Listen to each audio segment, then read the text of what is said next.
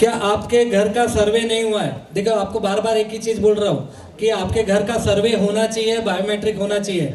ये जब आपके यहाँ सर्वेयर आता है, बायोमेट्रिक वाले आते हैं, आपके डॉक्यूमेंट्स होने चाहिए। आपको उसी टाइम सर्वे करा के रिकॉर्ड लेना है, क्योंकि वही बायोमेट्रिक के बेस पे आपका एनेक्शन आने वाला है।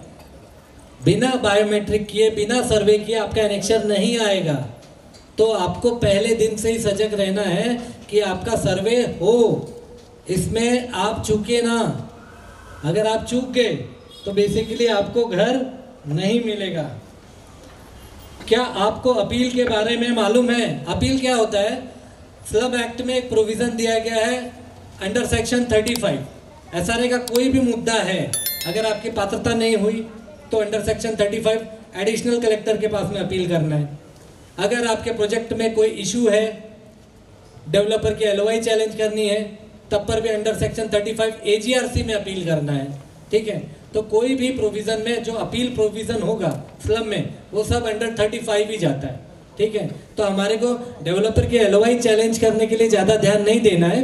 हमारे को अपनी पात्रता सिद्ध करने में ज़्यादा ध्यान देना है कि अंडर सेक्शन 35 अपील करके, अगर आप अपात्र हो गए, ठीक है, तो अंडर सेक्शन 35 अपील करके एडिशनल कलेक्टर के यहाँ से रिमांड बैक का ऑर्डर लाके अपनी पात्रता करवा सकते हैं।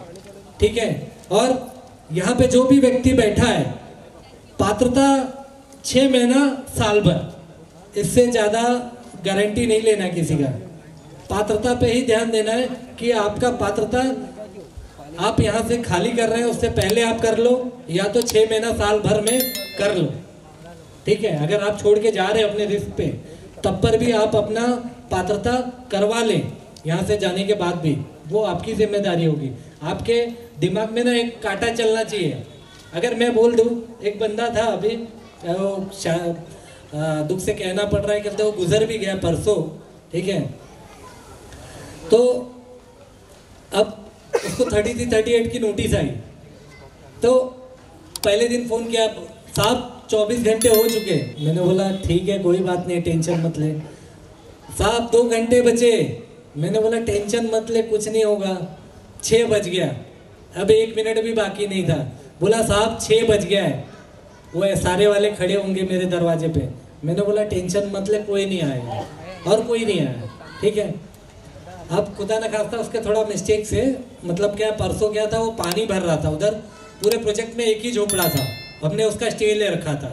ठीक है, 38 में एक ही झोपड़ा था, तो नल का टैप पानी भर रहा था, तो वहाँ पे लाइट का वायर था। अब उसको क्या लगा, ये लाइट का वायर ऐसे नीचे पड़ा हुआ है, तो मैं थोड़ा सा उठा के ऊपर रख देता हूँ।